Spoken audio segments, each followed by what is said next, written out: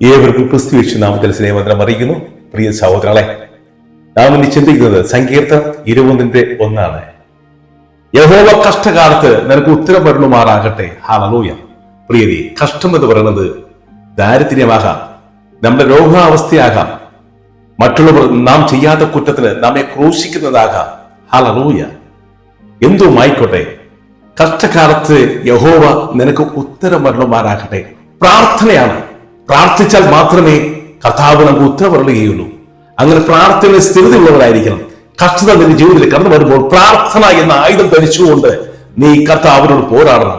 അവിടെ നിനക്ക് ഉത്തരം വരണം. ഹല്ലേലൂയ.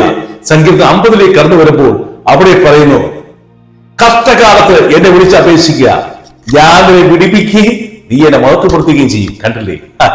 കഷ്ടകാലത്ത് യഹോവ ദൈവം നമ്മോട് പറയാണ്, എന്നെ വിളിച്ചപേക്ഷിക്കുക, ഞാൻ നിന്നെ വിടിപ്പിക്കും, ഞാൻ നിനക്ക് ഉത്തരം വരണം, പകരമായി നീ എന്നെ മഹത്വപ്പെടുത്തും. ഇത് ഉറപ്പാണ് പ്രിയ സഹോദര സഹോദരി. ആകയാൽ കഷ്ടതയിൽ പ്രാർത്ഥനയോടെ കർത്താവിന് തിരിച്ചറിവിൽ മുട്ടുമടക്കിയാൽ അവിടെ നിന്ന് നിനക്ക് ഉത്തരം വരണം എന്നതിൽ സംശയമില്ല. ഹല്ലേലൂയ.